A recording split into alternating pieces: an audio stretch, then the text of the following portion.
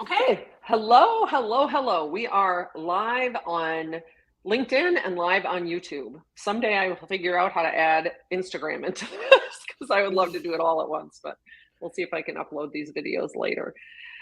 Hello, everyone. This is the reason we're going live today. I always go live twice just as a note for people who do see me on LinkedIn. I have two parts to my business. I have my leadership development where I do speak about when your MVP is an ASS and all sorts of things, leadership development, team development. And this live that live is tomorrow. The next one is tomorrow at 9 a.m. Central.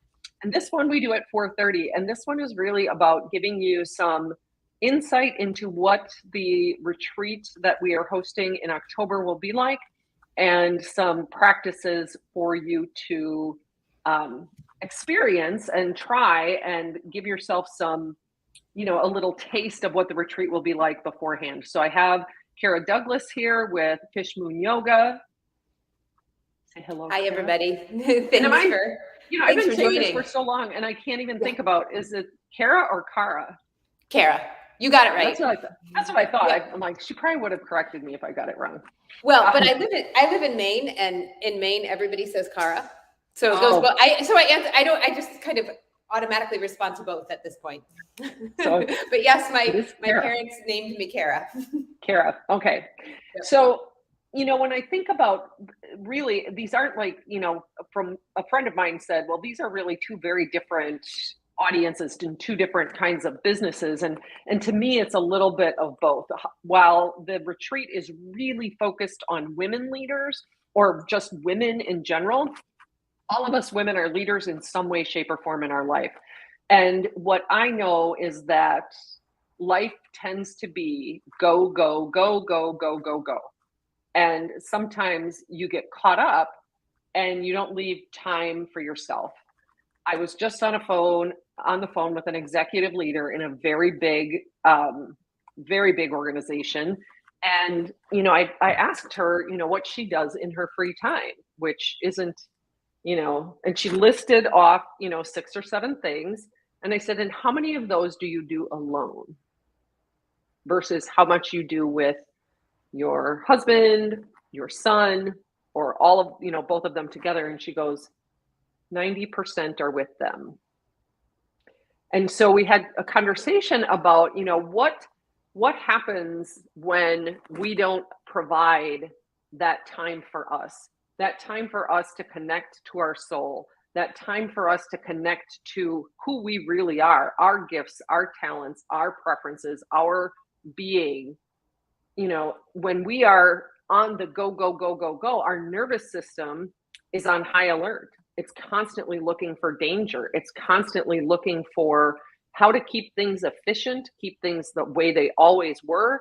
Our prefrontal cortex is offline when we are that way. And so our creative problem solving, our strategic mind, they can't work well.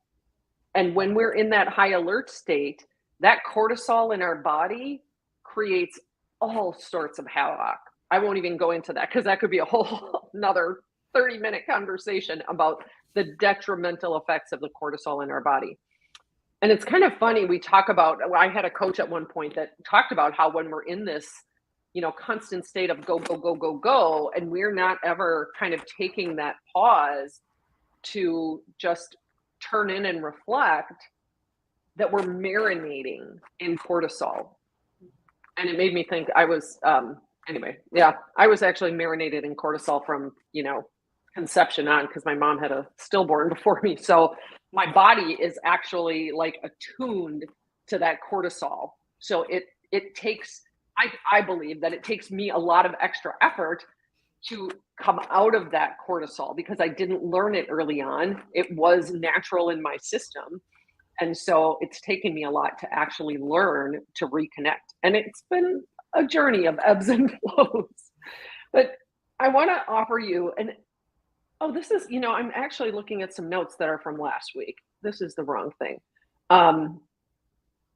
This is so interesting. Now, I don't even know what I sent you. So I'm looking at this. All of a sudden I'm like, those are the notes that I put for the 12th. Anyway, we're just going to go with this because I don't know where my notes are from this that I sent to Kara that said, here's what we're going to talk about. So interesting that happens. So I think this is fine. I think, whatever I said I was going to talk about still works. And so the idea that do you need a retreat? Should you be taking time for yourself to actually take that pause and give yourself that time, that energy, that space to connect? And I think I found those notes, but we do these all of the time. We tend to be on the side of tired. We tend to be busier than we'd like. We forget what we've loved to do. And most of you, if you've been on retreats, you love them. Or if you've never been on a retreat, maybe you're curious. A retreat is really time for you to reconnect. Time for you to, I need to come back. I lost you guys. I can't even see, which I don't think matters. There we go.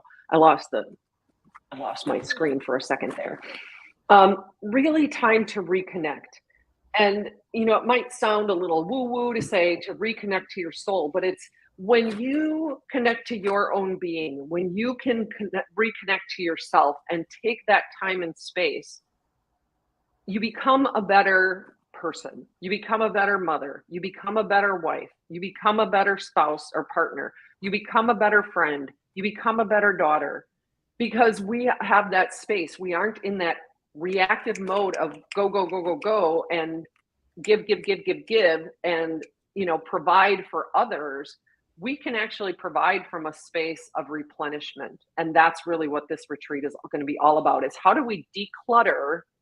How do we leave things behind? How do we set things down for a moment and come to a space of replenishment and rejuvenation? So I'm going to turn it over to Kara.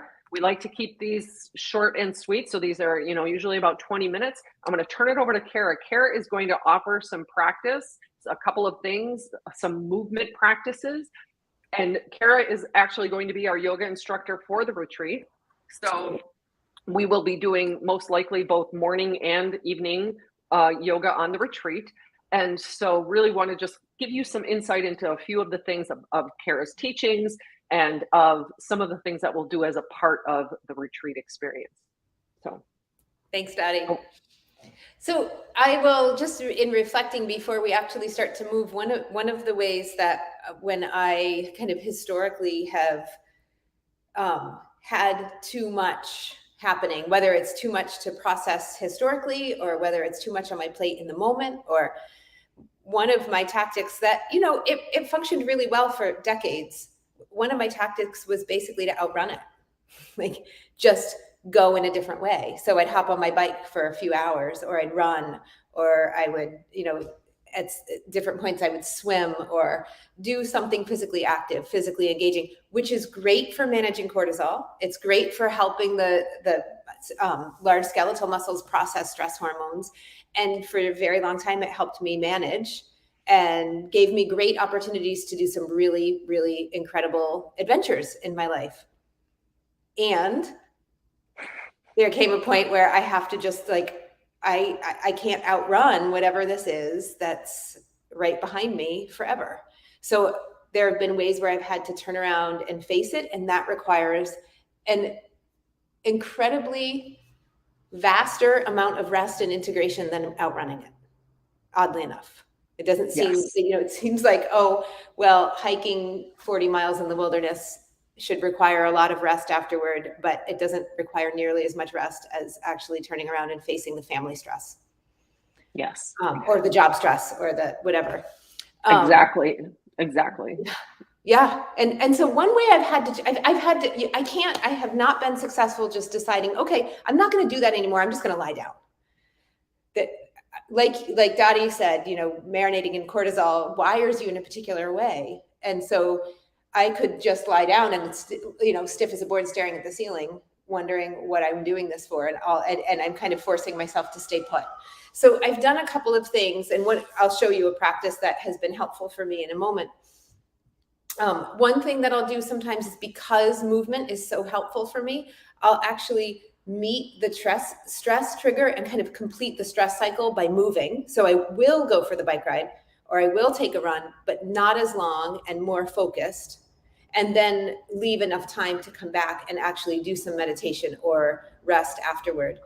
The other thing I've found really, really helpful for me is I live on the North Atlantic coast, so I jump in the freezing cold ocean all year. And sometimes in the winter, I actually find it most helpful to do it in the winter, and I do it almost every day. Sometimes it's 14 degrees and windy outside, and the water is 38 degrees. But it gives me a little bit of that intensity that I might get from actually, running or skiing several miles, and resets. It's a really helpful reset for the vagus nerve. And there are a bunch of other theories around why cold water immersion is helpful, but I have found that to be something that I need to lie down and warm up to recover from. So I actually crave the rest after. It's interesting because I just heard this morning on a course that I'm taking on connecting to your intuition, mm-hmm. that cold plunge, taking, and whether it's even just a shower, but taking a shower, mm-hmm. she calls it your barking dog, but your ego mind that's offering you all of these sentences and all mm-hmm. of these things to try to keep you safe. It's a way that cold plunge is a way to kind of, quiet the barking dog, to give you the space. And I love what you said. I absolutely love what you said, Kara, about, turning around and facing it. And that, and because I've talked about this often with clients. In fact, just this afternoon, I was talking to a client about it, about how, going out for a walk is great. And that might, like you said, help complete the stress cycle. And if we don't ever feel whatever emotion is there, whether it's stress, whether it's anger, for her, she was really frustrated with a course that she was taking. If we don't stop and feel it, it's still there. And it's going to come back with a vengeance. It is still there if we don't really process that emotion and actually feel it somatically in our body. So I'm going to let you, we could go on and talk about this a lot more. I know there's so much to say about this.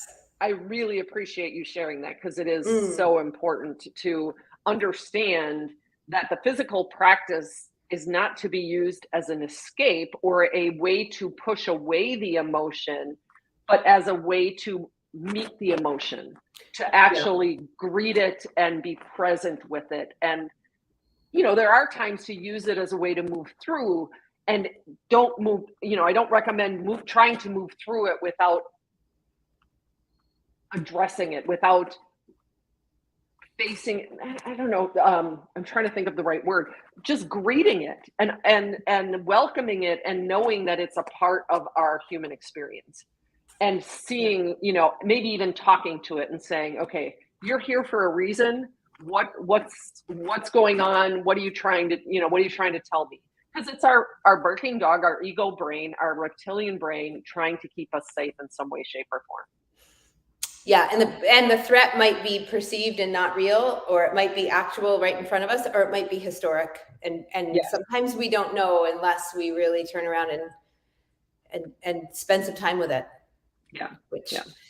So I'll show a movement practice that I sometimes use. So, in the middle of a work day, you're feeling stressed and overwhelmed. You're not just going to go plunge into a cold body of water necessarily. So we have to be strategic about how we use these things. But one movement practice that I use to kind of remind myself to create rhythmic, responsive movement and to shift away from just the stuckness is a sequence from the Yin yoga tradition called Inner Rivers Flowing. And it looks like this.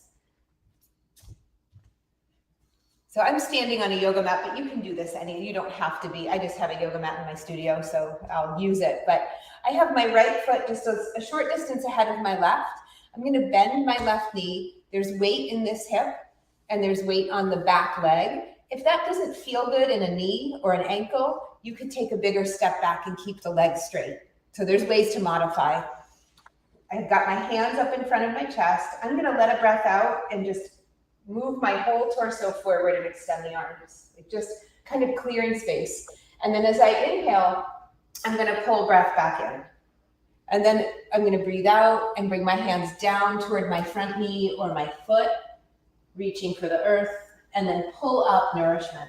Just lift your hands up to your heart. And we'll do that for several rounds. And what I tell people is to look for a sense of stability. So it's 4 distinct movements. It really is that clearing space and then breathing in fresh breath and then reaching for the ground and pulling up nourishment. But as you're doing it, imagine that your body could also move a little bit like seaweed in the water. So you're connected to the ground, but there's this real softness and responsiveness in the movement. Like, when the tide changes, seaweed just moves with the tide. It's not resisting, and it's not trying to push the tide or move in a different direction. It's just, so your body is kind of flowing back and forth, down and up. And then we'll do that for a few rounds with the right foot forward. And when your hands come back to your chest, you can switch the feet. So the left is in front, and we'll begin again on this side.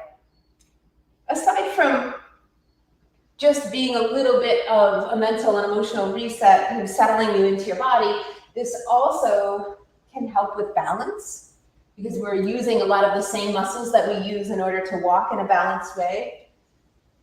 It also integrates some of the larger muscles with the deep core muscles. And if we look a little more in the subtle realm, we're actually stimulating some of the primary meridian lines or energy lines in the body that can help bring balance to some of the organ systems. So just a few reps. Could take a minute, it could take 5 minutes.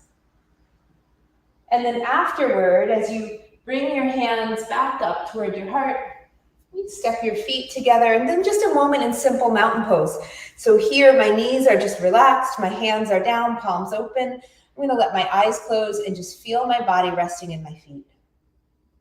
Just still like a mountain. Active or extended mountain pose brings the arms up and there's more engagement and stretching. This is more like a resting mountain. Just be the still point in the center of everything for a moment. A breath in, a subtle pause, and then a breath out. And sometimes I'll use that as a transitional tool from, maybe I'm trying to shift a mind state. Maybe I'm trying to transition from one thing to another, ending my workday and heading in to see my family or whatever might be happening. So I use that often in the yoga practices that I teach here. I actually remember that from the yoga practice that you gave us, because it was, you had recorded a CD for us. Oh yeah. An audio for us. And I practiced that for a very long time. In fact, I've been meaning to go back and see if I could find it, because there were several things that we did that I just really, really enjoyed. But I do remember that one. Yeah. Oh, that's good. That was a while ago. That was, I don't remember if that was during the 2007 retreat or if that was during Connie's 2011 retreat. Yeah, I'm not sure. I think it actually might have been the 2011 retreat that you did that. I don't remember. That's what I would guess. That's what I might guess, because I had done a training with a yin yoga teacher around that time who taught that, and I know it before that. Okay, yeah. Anyway, so it's a practice that I did. When I saw it, I was like, oh my gosh, I remember that. I know this. I know this. And if any one of you noticed, she was talking about balance. I almost fell over a couple of times. And a trick, she didn't mention this, but a trick is the further apart, like if you think of your feet on railroad tracks, the further apart your feet are, the more balance you'll have. If you want to challenge your balance, bring them closer together. So they're closer. You don't want them obviously right behind each other or anything, but the further apart, the more stability you'll have. So, the retreat is October 19th to the 22nd. I will add, let me just look here. I think I have a link I can give you very quickly and I'll put it in the comments. Hopefully those will show up. Last time, I don't think they did. I'm trying to see. I've got to figure out a way to make sure I can get those, but you can always direct message me if you need to. So I'll put that in the comments. So So there that is. That's the link to the retreat information. We will be using multiple modalities. And so we talk about, we will be doing yoga first thing every morning. We will have some meditation. We will have some other, what we call somatic work, just body work, where we'll be moving. Some of it will be just very free form, and some of it will be more, specific and choreographed. We'll also be using photography as a way of introspection and a way to use, looking outward to look inward, and writing, and also just some time in nature, because we're going to be right on the coast of Maine by the ocean. If you want to do a cold plunge, maybe you can. I would probably join you every morning for a cold plunge, because I do that every morning now. But I do it in my bathtub, which is not as cold as the ocean, I'm sure, because I don't have a cold plunge yet. But anyway, so Thank you for joining us. I hope you'll join us on retreat, and join us for more of these Thursdays or Tuesdays at 4:30 Central Time. You will find us here. Thanks, everyone. Thanks, Kara. Mm-hmm.